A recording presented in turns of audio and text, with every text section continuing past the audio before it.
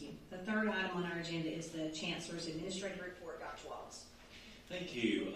First, we are thrilled to have with us the Region 5 North Academic All-Conference Award recipients from our athletic programs tonight. We always know something's up when students show up for a board meeting.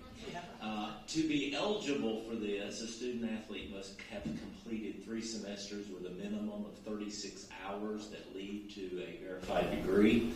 The student must have an accumulated GPA of 3.25 or higher, and that finally the student must have participated in at least 1 season of varsity level sports. So we're going to name folks. We're going to embarrass them and ask them to come forward. Our board chairman, Ms. Metzler, will hand you your award, and we will applaud as appropriate, right? So, with our cross-country team, Taylor Pinzica.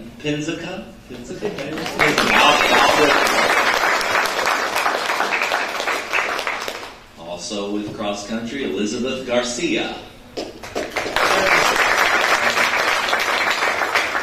I'll remind just line up here and they'll shoot you with the camera. It'll be very good and embarrassing. I would remind some of these that are not present may have transferred mid-year. They earned this as a part of their working with us. Volleyball, Cassidy Grooming. Volleyball, Brianna Morris Worth. Graduated. Lindy Bowling with volleyball graduated. And baseball, Dawson Beard. Dawson's here.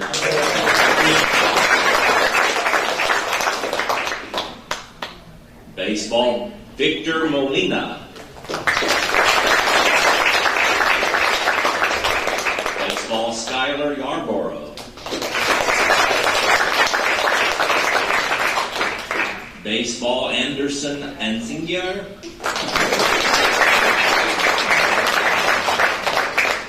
Baseball, William Sabera.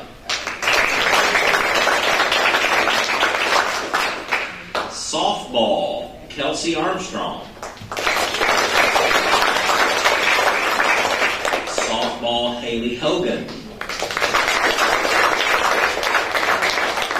Softball, Nia Carter. Softball, Wendy Hobson. Pardon? We need to class. Okay. She went to class? That deserves applause of its own. Softball, Aubrey. Say it for me. Thank you.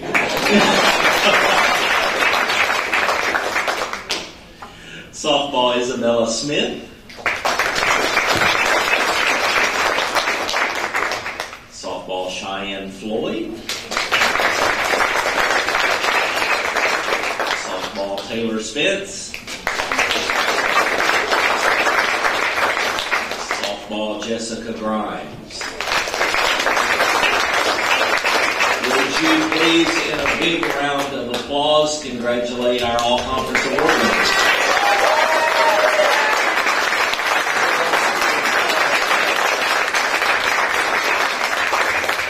We always tell you this, you are free to stay, or you're free to go. We understand. Thank y'all. Appreciate it. Good job.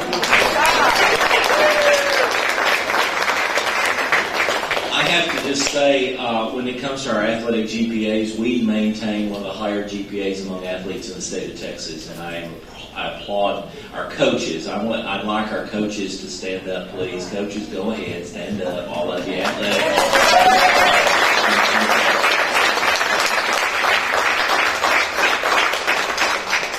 This evening, as part of my report, I'm going to ask Tracy Flanagan to come forward. We have been working for quite a while on pathways work as a state, and specifically, we are leading the state in the work of not losing credit among United States community colleges. And the state of Texas is a leader in that, and Tracy has been working with us. Many of us went this last week to conferences on the pathways. If you attended that Pathways conference, just kind of put your hand up, or if you've attended one in the past, if you'd put your hand up. Real big work across the district to make sure students don't lose credits. and students are on the right track. You have at your desk this evening an advising success coaching model that she's going to run you through as a part of our report this evening. So Tracy, if you would, please. Okay, it's been a while since we've been up here, so we got a lot to catch up on, y'all. So the Pathways model, we actually started that around 2017, 2018, and that primarily involved making major codes that aligned with students who were working on Associate of Arts or Associate of Science degrees that were designed to transfer to particular majors at the universities. So engineering pathway, or computer science, or health sciences, or psychology. Because when we had all general studies majors, students had choices in terms of the core classes and electives. And the illusion of free will gets us into trouble sometimes. So those choices would lead to them maybe taking incorrect maths or sciences or elective credit that ended up with them maybe being in excess of 90 plus hours before they got a degree, before they transferred. So we created major codes in all these pathways, which are all financial aid eligible, because they are taking courses that are consistent with their pathway major. It also doesn't penalize a student who maybe was on a certain path before, so maybe they were in cosmetology before, and now they're wanting to do the psychology pathway. And so all those electives aren't eaten up by the cosmetology courses they had previously. They can actually take the courses that they need, still be eligible, and still be on the right path. So that was a major overhaul with working with that model, and that involved our advising model and coaching model having an overhaul, where our advisors and coaches are assigned based on major, not by campus, because we got to the point where with 6 campuses, every advisor couldn't be familiar with every major and every program to the degree that they really needed to be successful and to really guide the students. So before, when we were having a nursing student come in, and then a welding student, and an engineering student, and then an HVAC student, that's a lot for an advisor to coach to keep up with. And the student doesn't also make a connection if they're bouncing through different people every time that they're coming through or contacting an advisor or coach. So our advisors and coaches are assigned based on major, based on pathway, regardless of department. So we have counseling and advising at the completion center. We have our Perkins Grant coaches, and then our ACE coaches are going to be working with our credit advisors and coaches to be trained up and working with them in the major and pathway areas. So a student may start in a non-credit program, and the advisors and coaches on either side can help that student transition to the credit side, or vice versa. We have some credit students who could benefit from some ESL classes or some basic computer coursework where they get their skill level up to where it needs to be successful on the credit side. So just thinking about also like the life cycle of a student, students who apply and work with the main stop, work with the enrollment guides to become eligible and ready to register, then they are passed on to their assigned advisor or coach. And our ratio right now is about 1 to 650 for advisors and coaches, because the life cycle of a student in NCTC, we're not really good at letting you go because we like to hold on to you until you actually do complete. So our advisors and coaches are working with new students, newly reapplied students, getting them enrolled, getting them re-enrolled, helping the current students stay enrolled, stay on path, and be successful. And the students who withdraw or stop out, they're doing outreach and intervention with them. So that's why those rosters are larger than maybe what you would think with the enrollment. Oh, well, it shouldn't be that high, but it's because that advising roster is from students from the past 1 year to 18 months. That's how long they're staying on that roster to maintain contact and potential contact and get students back. So with the Pathways model, like I said, we've reduced the number of excess hours that students are taking. It's averaging about 70 to 80 hours, which really isn't as bad as that may sound, because students are able to complete additional coursework here after the associate's degree to transfer to university. So some of our university partners are accepting up to 90 hours to transfer into BAAS programs, some of those technical areas, and even some of the BA and BS programs. The change of major process, we changed that from an admissions transactional process to an advising and coaching moment, as it should be. So that way, the advisor and coach is actually contacting students who's submitting a major change request to find out, is this really what you need to do? Why are we changing your major right now? What's the thought process? Are you changing your pathway? Or was there a class that didn't fit in your plan and you just didn't realize that maybe we could do a course substitution? Or maybe you actually need to be pursuing maybe 2 different options because you're undecided on which one you're going to land on right now. So it does become, again, a teachable, coachable moment in a change of major process. There's some examples there of block scheduling that our marketing department created. And they're actually creating some wonderful web pages that expand on the block scheduling concept. And this is in conjunction with working with instruction, working with deans and department chairs and program coordinators, because when students are in a pathway, we're able to run reports of course needs and find out which students are where, what are the most popular majors and pathways at each campus, so what courses are really needed, and which students are lacking which courses. So it helps instruction build a really effective schedule based on what our students are needing and where. And so we designed some block scheduling based on like morning, afternoon, days of the week, so that way courses that were within a pathway that are needed by those students don't overlap, so they don't have to choose between two or three courses offered at the same time that they need. Line 365 is also built around that concept of kind of the block scheduling and planning out your year. So it's about academic planning. It's about knowing the steps to get admitted, to get enrolled, and to stay enrolled, and what do you need to do after you register. And then you can see some samples of our Meet Your Advisor, Meet Your Success Coach webpage, the Students First webpage, which is basically frequently asked questions. It kind of takes the place of a lot of information you would get maybe in a student orientation. And then our community resource page, where students can search for community and campus resources, and they can also submit an online request form to ask for help. So it's all about connection, communication, engagement, intervention, and our advising and coaching pages. And of course, a lot of our web pages now, you see great pictures of actual faculty and staff and our students, and that's very engaging. Students love to see real students, they love to see our students, and they love to see the faces of the people who are here to serve them and here to make connections with them. So we also are continuing to use all of our technology resources like QLIS, our virtual line check-in system.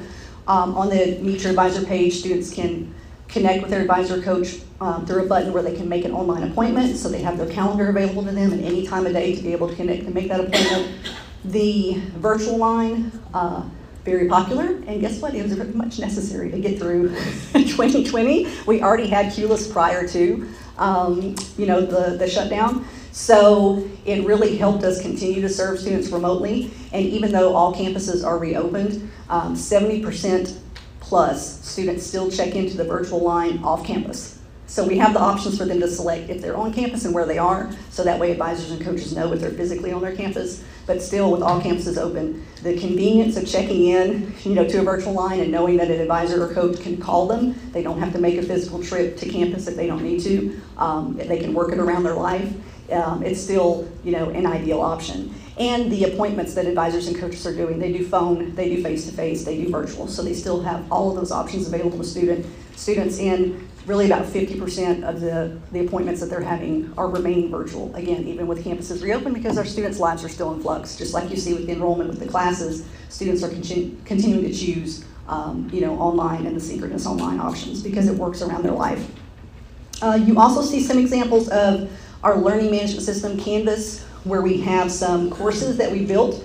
So we built an all students advising course in Canvas that has modules related to how to connect with your advisor, how to stay on your degree path, student success skills, career services, all the resources on campus. So we send out communications through that group, we engage with students, we put things on the calendar, important advising and registration dates and things that they need to know about that are happening on campus. So any student that was enrolled in the past year is still in that Canvas group. So it's also a recruitment tool because there's 18,000 students that are still in that Canvas group that we're maintaining contact with. We also have Canvas groups for our students on academic suspension and academic probation. So they have modules that they complete to help them get back on track. So the probation group obviously is to help them not proceed to suspension. That is the goal. But the academic suspension group does involve students completing an academic contract, and they have so many steps they have to go through in connecting with their advisor or coach for so many appointments each semester. So that way it does help them recuperate that GPA and be able to maintain progress towards their goals. Our advisors and coaches also serve as affinity group advocates. So you can see some information there about those groups. They work very closely with student life and student engagement to connect students to resources and events and happenings on campus, and creating a campus community where students can feel like they're connecting with other students who maybe are coming from a similar background or maybe managing some of the same things that they're managing in their life. And these are some of you see that early interventions list and just-in-time advisor outreach. Those are the interventions and outreach activities and communications that advisors and coaches are participating in on sometimes a weekly basis or a monthly basis, depending on the time of year. So before we even start the semester, they're doing outreach with students to connect with them if they're enrolled in a course that's outside their major or their pathway. Before we move to the pathways model and the advising coaching model with students being assigned based on major, when I would run that report, it could sometimes be anywhere from 1,200 to 1,400 unduplicated students that were enrolled in at least one course outside their major. Now when I run that, it's about 300 students. So it puts a lot of smiles on people's faces. They also look at students who are enrolled in repeat or ineligible courses, students who have been admitted but they still haven't enrolled, students who have withdrawn from courses previously and haven't come back, students that are within 3 to 5 classes needed for graduation. So this is even before the semester starts, these are the types of interventions they're doing, and then during the semester, obviously, early alerts, a big part of the process. Students who are not participating in Canvas activity, and that's through our registrar. She's worked with e-learning to be able to get a report of students who are not logging into Canvas or not having enough activity in there. So before we get to the point where we may need to drop them for non-participation, we're doing outreach with them as well.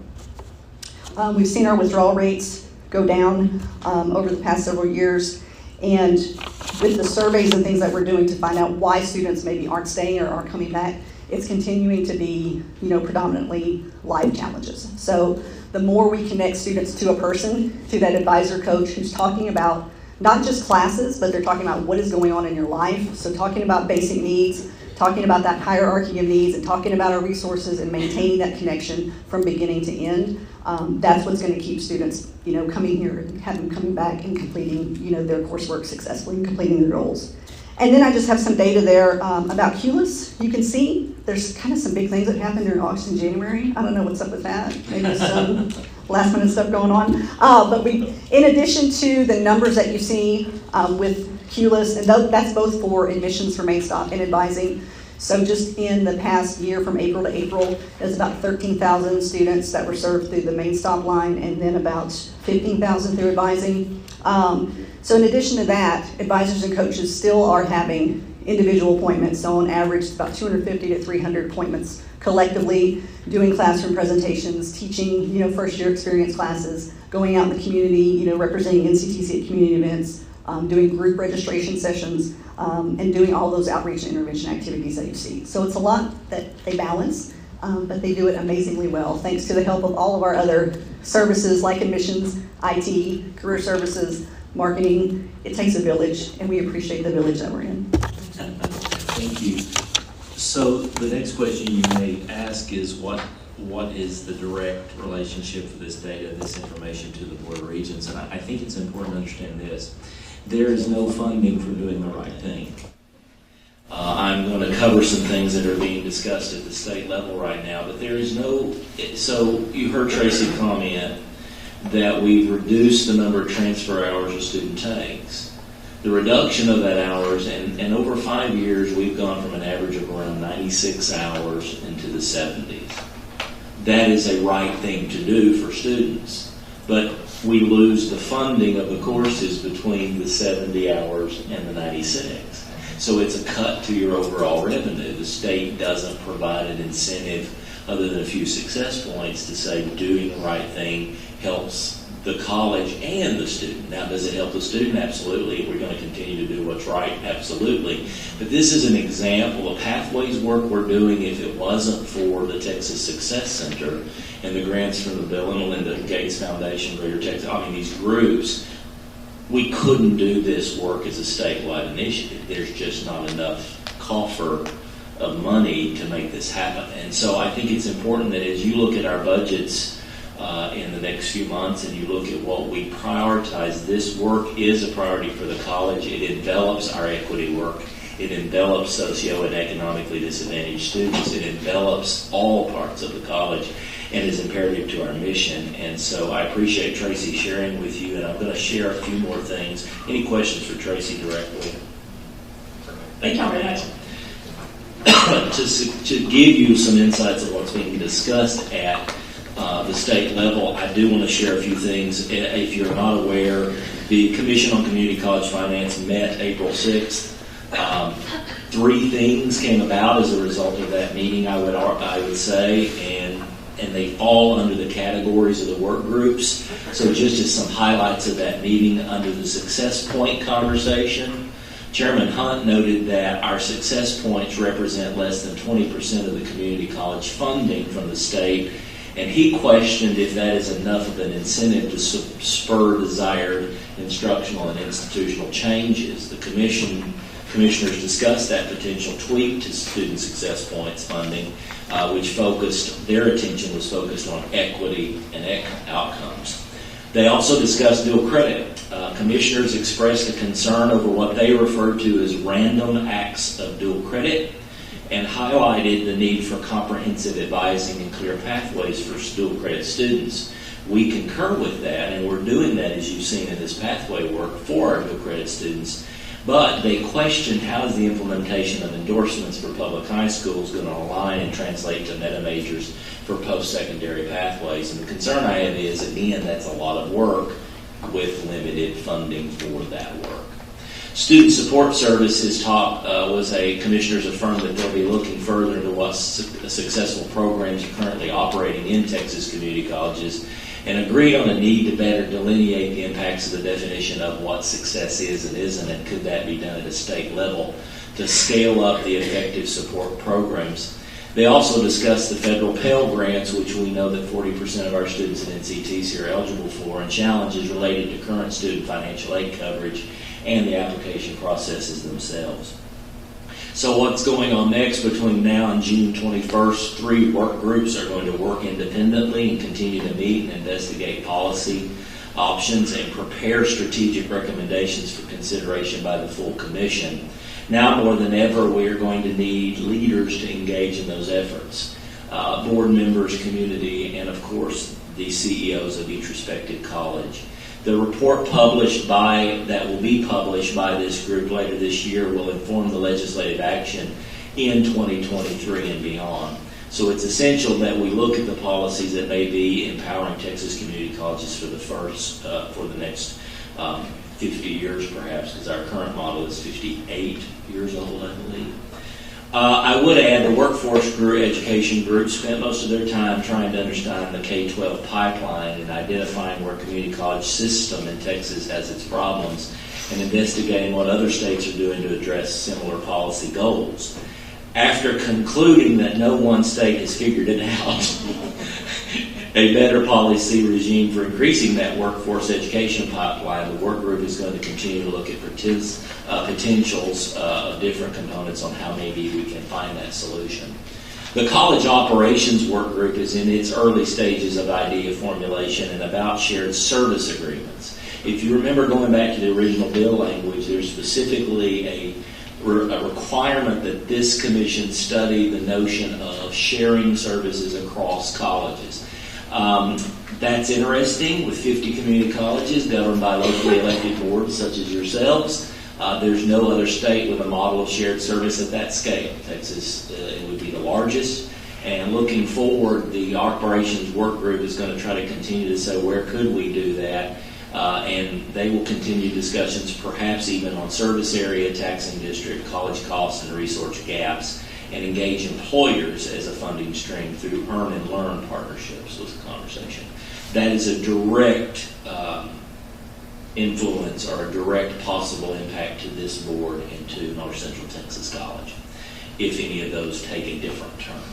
The Student Support Group has been gaining an understanding of enrollment trends for dual credit and other what systems other states have developed to work within their own community college systems, and they've begun identifying what policies they may want to look at from other states and other things. They've also examined the current status of developmental education efforts in Texas. We're all fully aware that the impact of COVID is going to have a major learning loss out of K-12 and a learning loss even from some of our other partners in higher ed, and so we want to know what kind of wraparound services, such as what Tracy mentioned this evening, are going to be further needed for us to meet the mission and meet those students where they are that aren't going to be coming to college necessarily college ready.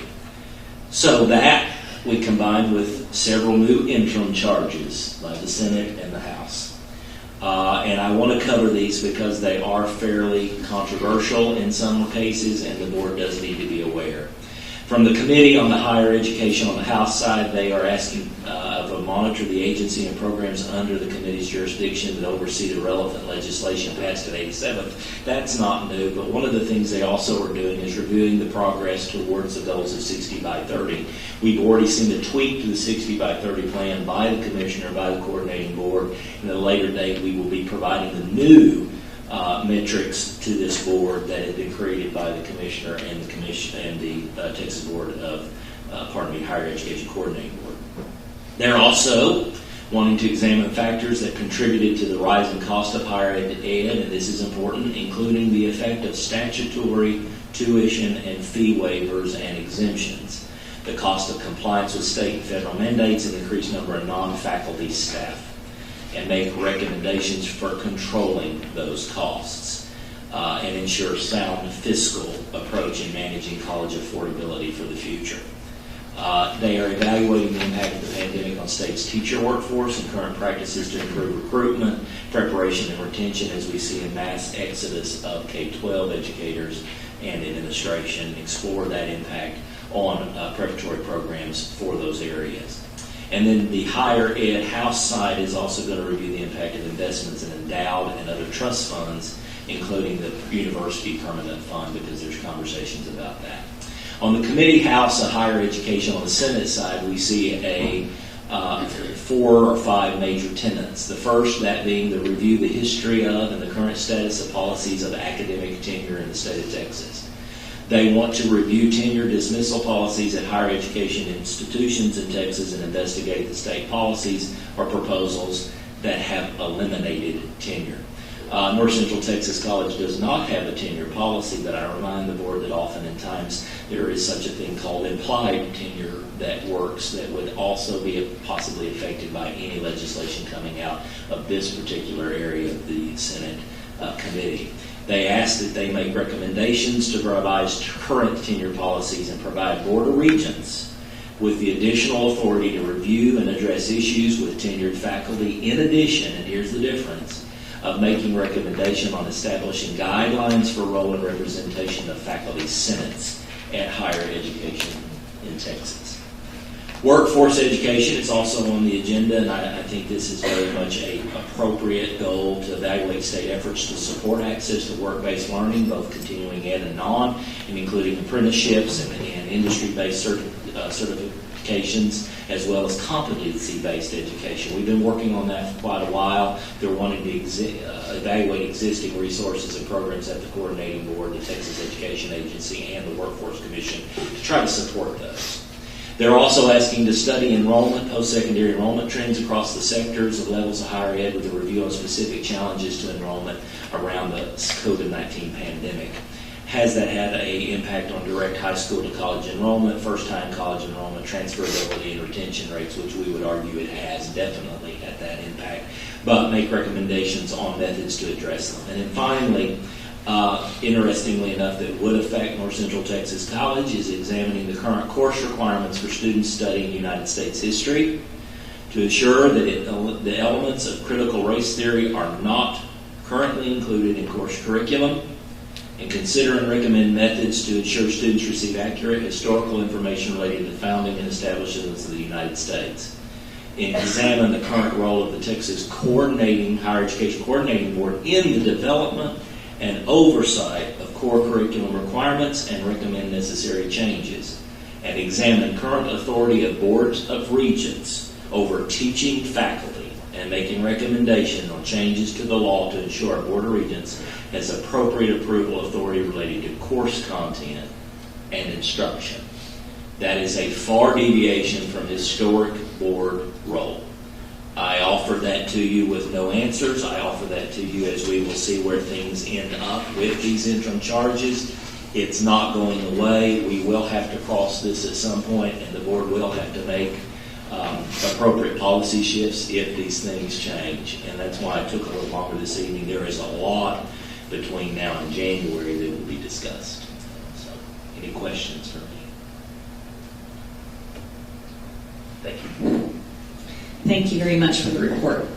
The next item on our agenda is reports to the board, and the first is the financial report by Dr. Miller. Thank you, Madam Chairman.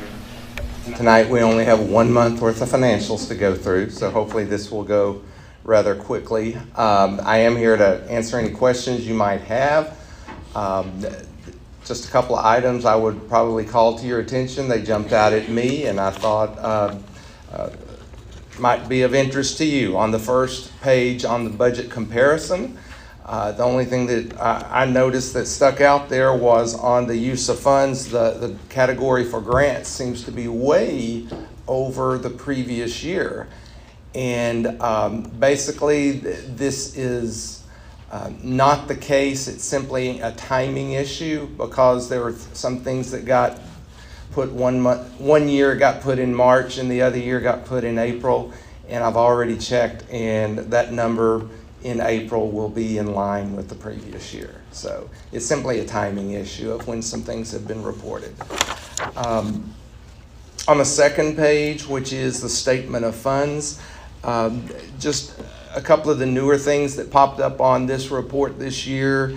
Board funds committed for projects. We're starting to see use of those funds that you allowed us to extract from board reserves and use for the maintenance facility in Corinth. And so those funds are starting to be used, and that number is now coming down each and every month. At the very bottom, the special appropriation for the Medal of Honor Museum, we received that appropriation almost 6 months ago, and it's just been accumulating little bits of interest every month. But I can report that this next month we're actually spending out of that account now, and of course we're having the big groundbreaking ceremony next week. So we're starting to see some movement and action with that account as well.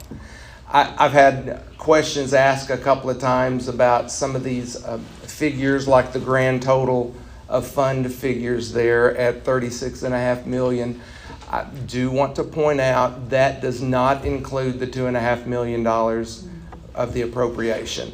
That's why I have it pulled out separately below, so you can add those two together to actually look at how much cash the college has in the bank. And you'll see it that way if you look on the investment report.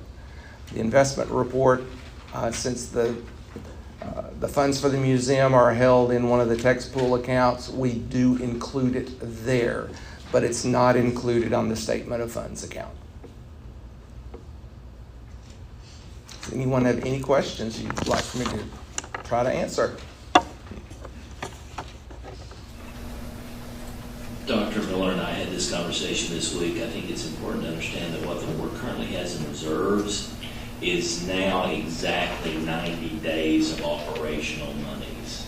And so as we look at the utilization of reserves, that's been a state conversation as well about what are considered too much or what are not considered enough.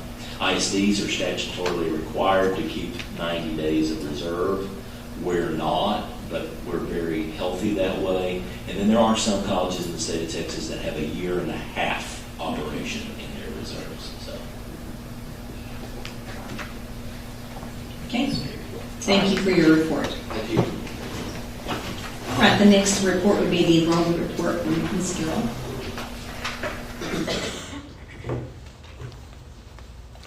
Good evening. Thank you for this time. This evening I'm going to provide the current enrollment report for spring 2022 semester.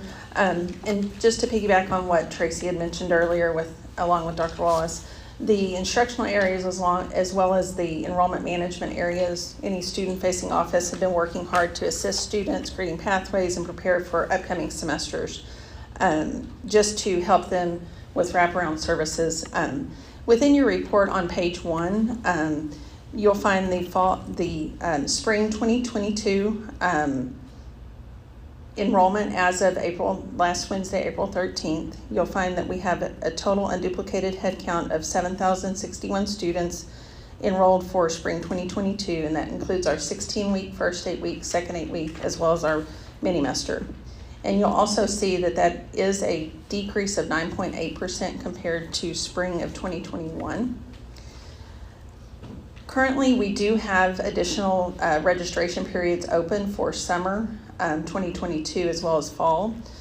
And the teams, again, have been working on processes that we can be a little bit more strategic as we are promoting registration. And I'm happy to report, as of right now, enrollment for fall 2022 is trending upward, even compared to both last year and the previous fall semester. So we're hopeful that some of the work and incentives and things like that we've been working on collectively as an institution will help improve enrollment as we're getting back to a little bit more normal times. Right now there's 1,070 students enrolled for fall. We did open registration on April 4th. So we're looking at a positive trend in that, even if we're up in applications, and we're actually out in the high schools more so than what we had been in the past, targeting more dual credit students, high school students, and then also transfers. We're working on various campaigns across our division as well as with marketing to really encourage enrollment. We're looking at our processes as well as some future incentives that we'll be rolling out and sharing with you as we have more information and things that we're doing a little bit differently to actually incentivize enrollment and maybe make it a little bit more gaming-like for students that are looking for fall 2022. Additionally, within your report this evening, I did include continuing education data for you. On the last portion of the report, it does include non-credit headcount by division, including both allied health and adult and continuing education, as well as by campus for quarter 1, 2020, quarter 2, 2021, quarter 1, 2021, as well as quarter 2 of 2022. And it's important as we're talking more about how we're actually creating a seamless process for students that we start including this data in the college enrollment report to you. And I know ACE and Allied Health, along with enrollment management with instruction, have been working to really transition students from a pathway from ACE to credit to graduation. So we're really trying to make sure that we're closely looking at that data. In your final page of your report, there is also a breakdown of headcount for our continuing education area of both state-funded and non-state-funded enrollment for quarter 1 and quarter 2. And again, we'll continue to include this information in the report so that way as a district we know where we are as far as all of our student enrollment. And if you have any questions in regard to the state-funded versus non-state-funded, I'm here to answer any questions. And I know Dr. Wallace definitely could, with some of the commission work that he's doing, they're going to start looking at funding those hours different as well. So I know it's different information, but I think it's really valuable information that you have so you can kind of see the trends. And some of those trends are us not being able to offer as much during the pandemic and coming off of that to us now having more grants with BILT and PETE and the TRUE grants and things like that that will also start impacting our continuing education enrollment. And just as an addendum to this, I remind the board I chaired the Career and Technical Formula Advisory Committee for the state. I report that to the Higher Education Coordinating Board next week, the full board.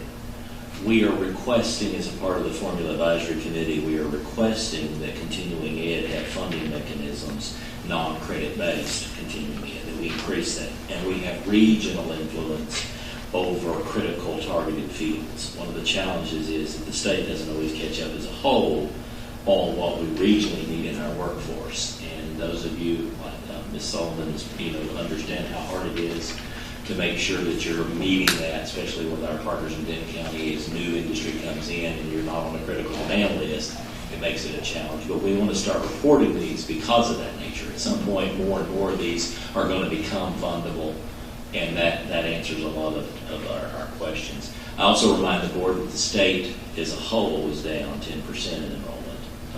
And so, I think, Melinda, we're up 24, 25% a couple of weeks ago in overall applications for the fall. Yes, and that trend I checked with Jennifer Beal this evening right before the board meeting. We're still trending upward to be up compared to our previous year. So we're hopeful that we're doing some things differently. We're doing some open houses. We're, like Tracy had mentioned, all of the wraparound services. We're hopeful that the fact that we're virtual, we're available both on campus and off campus to allow students to come. So there's some oddities as we've talked about in the past with this, but just wanted to be transparent with all of the data because it is very closely tied to the Pathways work.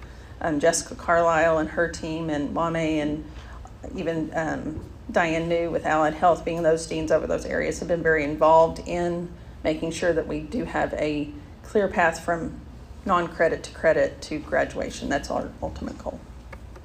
And so as a result, we've set an enrollment goal for ourselves right at 8,500 students for the fall. And we are feeling very confident in that. the trajectories going forward. We lost 115,000 students in the state of Texas to education in community colleges. So everyone's working on recouping those students. It's a joint effort. So. Dr. Wallace, is that, would you say the universities are having the same trend? The universities had a different trend because graduate programs did not see a reduction. So the undergrad disappeared. The college-going high school graduate disappeared from the state. What we didn't see was universities' enrollment overall going down because they did pretty well with graduate programs. People began to retool. They said, hey, I'm stuck at home. I'm going to start that master's degree I thought about for 10, 15 years. And so I believe that we are going to see some interesting data out of our university partners in the next year because it's sad when you look at the numbers of students that graduated in the last 2 years from high school that went nowhere. They absolutely disappeared from higher ed overall. That's the scary number. Mm-hmm. And so if we can recoup 50% of those as a community college industry in the state, we're going to be in a lot better position and better for them. I know part of the concern, at least from an enrollment management perspective, From university, just in speaking with Texas Tech and A&M, they're concerned about students. You know, they didn't have the placement score requirement. They looked at GPA and things like that. They're worried that some of their class may have not been prepared, so they're working with community colleges, or that's our hope. That way we can help build them back up and then send them back on to the university, and then we could also benefit from that. So I think there's statewide concern, but I know the universities also are concerned about the developmental education need is going to increase also at the university level. So thank you. Thank you very much for that report. All right, the next report will be the quarterly external funding report, Dr. Wallace. I am a bad fill-in for Ms. Sharp. Debbie, for those of you that aren't aware, had hip replacement, and she's doing very well, but we're forcing her to be to rest. And so I told her I can cover this one. So you have before you the external funding update for NCTC. Of course, many of you were able to join us for the NCTC Honors Donors Gala, that is Distinguished Service Awards. I'll have to say that one of the highlights of the evening was seeing Patsy Wilson receive the Alumni of the Year Award. Those of us that know Patsy worked with her when she was a regent, worked with her, some of you when she was director of libraries. That was a very exciting evening for her, and we were so glad she was able to make it, and thank you to those of our community that helped her make that trip to Denton. On the second page, you'll notice some of the things that I let you read for yourself. Some of our student, thank you notes. Those are worth a lot if you receive those. They're very warm and engaging when you've given and you get a letter back from a student saying how much that meant to them. I do want to say thank you especially to David and Luann Spade. The Spades have established an additional scholarship in honor of Henry and Marie Spade Scholarship with an additional $100,000 gift, and that really will focus on students graduating in the Red River Promise Program, actually from Lindsay, Munster, and Sacred Heart High School. So thank you to that family for an additional gift. They have been very good to give to the college through the years, as you would see in the reflection of even the Spade Ag Center that we have on campus. Small Business Development Center has been again named the North Texas SBDC of the Year, and I mentioned that in my last board meeting report, but you can read about that. Congratulations to that team as well. It's hard to believe as you begin to look at the size of the NCTC Foundation that only just about 10 years ago we were about $4 or $5 million foundation, and couldn't we have found $100,000 for the report? We're at $14.9 million. $14.9 million assets over that, and with new investment policies that the foundation has adopted, I think we're going to see even more return on investment there over the next few years. Again, the foundation hosted this last year, our Donor Scholar Breakfast. If you've never attended that, you should, because that's probably one of the highlights other than the gala of the year, and it's really cool because you're one-on-one with those students sitting there getting to visit with them. Several grant updates provided for you to read through. Accelerating Credentials and Proposals was worth $318,000. The completion repayment grant, $125,000, so lots of those. The Texas Reskilling Support Fund was funded at $114,000. Of course, we got $2.3 million from the Texas Coordinating Board on the Reskilling and Upskilling, the TRUE grant that all of us worked on this last year to get funded by the state, and we were excited about that. Total award to NCTC during the 14 months of the project complete grant is in the $409,000 range, with 100% of those going to students themselves. So thank you to everyone that makes all these possible. Ashley Tatum has been there, and Ashley's here. I thought I saw Ashley. There she is. Ashley has been working diligently through the last 2 years, along with Dr. Miller. The federal money that has come in has had to have its delivery to students, and we've done that through our financial aid office in many regards. All the federal monies through ARP, PERF, all of those, and then additional grants have been done. And so thank you to that team for their work on helping us get that to the hands of the students. So that's the external funding update. Any questions, I'll try to answer them, or we'll get Debbie to follow up later.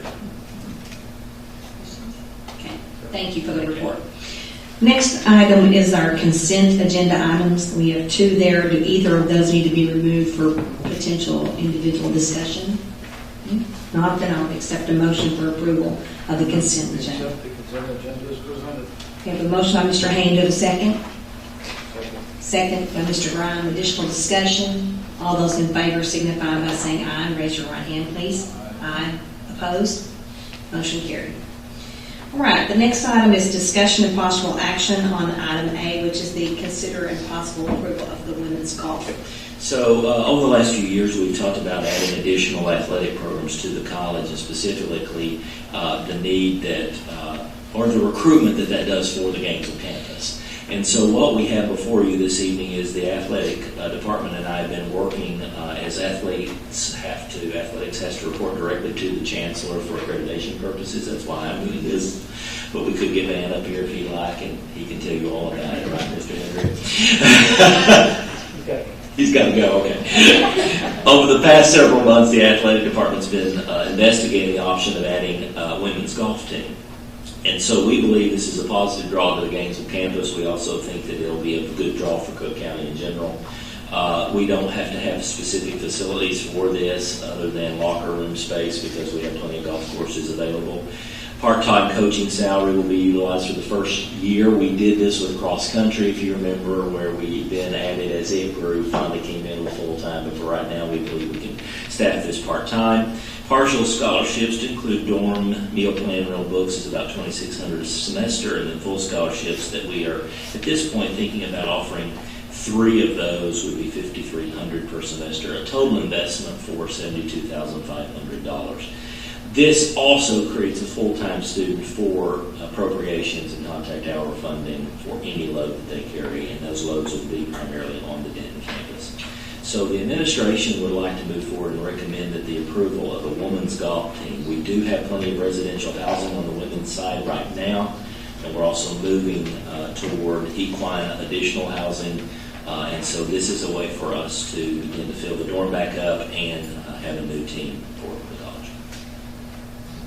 All right, so we would need a motion to approve this agenda item.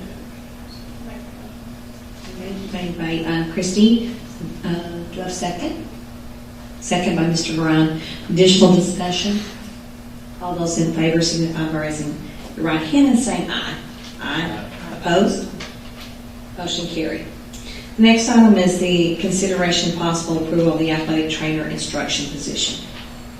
So I don't know if those materials are here, but is it Dr. King? Do you want to speak to that, or Dr. Miss Martinson? Yeah, I think Mary wants to. Dean Martinson. We do have that. Okay.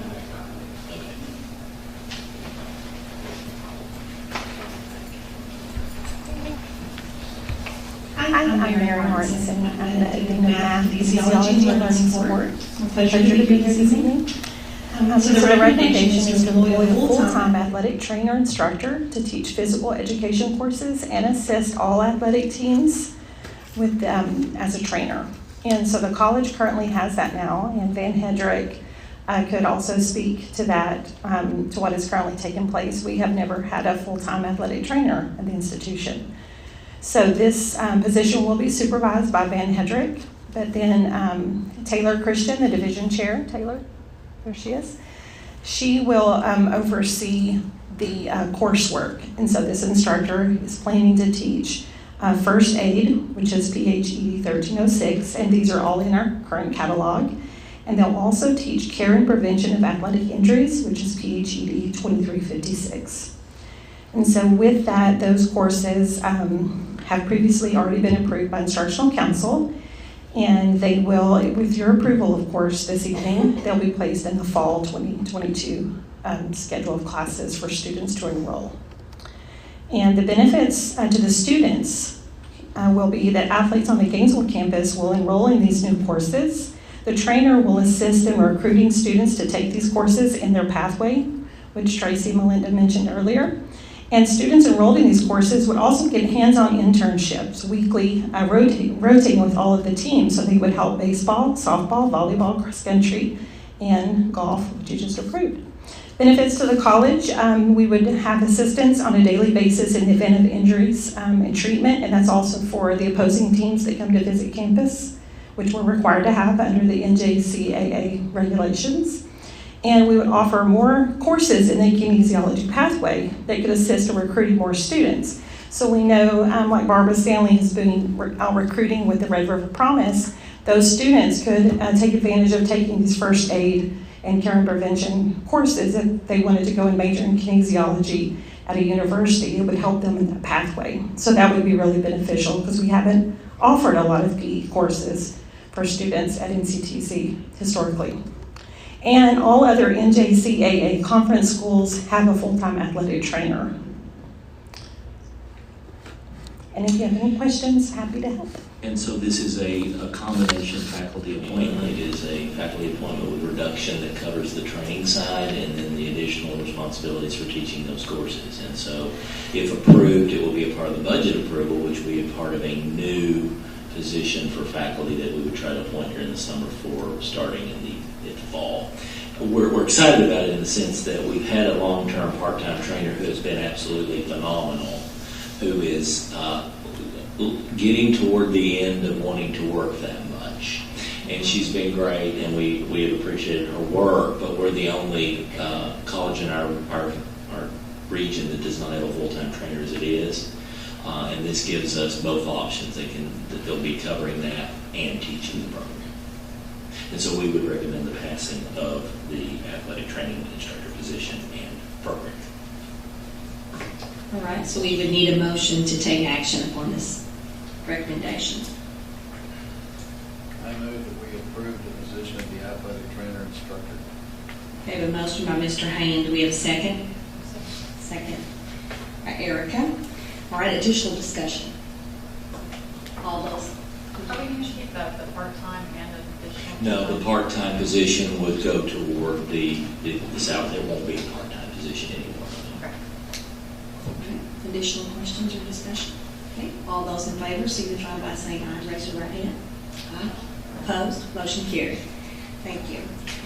All right. The next item on our agenda is executive session, and I need to read something before we enter executive session. And item A is consultation with the attorney. Pursuant to Section 551.071 of the Texas Government Code, private consultation with the board's attorney when the board seeks the advice of its attorney about, number one, pending or contemplating litigation, number two, a settlement offer, or number three, on a matter in which the duty of the attorney to the government body under the Texas Disciplinary and Rules of Professional Conduct of the State Board of Texas clearly conflicts with this chapter, and significantly and specifically regarding contemplated litigation of employment matters. Item B is personnel matters. Pursuant to Section 551.074 of the Texas Government Code, deliberation regarding the appointment, employment, evaluation, reassignment, duties, discipline, or dismissal of a public officer and or employee, specifically regarding the rescindment of faculty contracts. All right. So at this time, I will need everyone to exit the boardroom except for Dr. King, Dr. Wallace,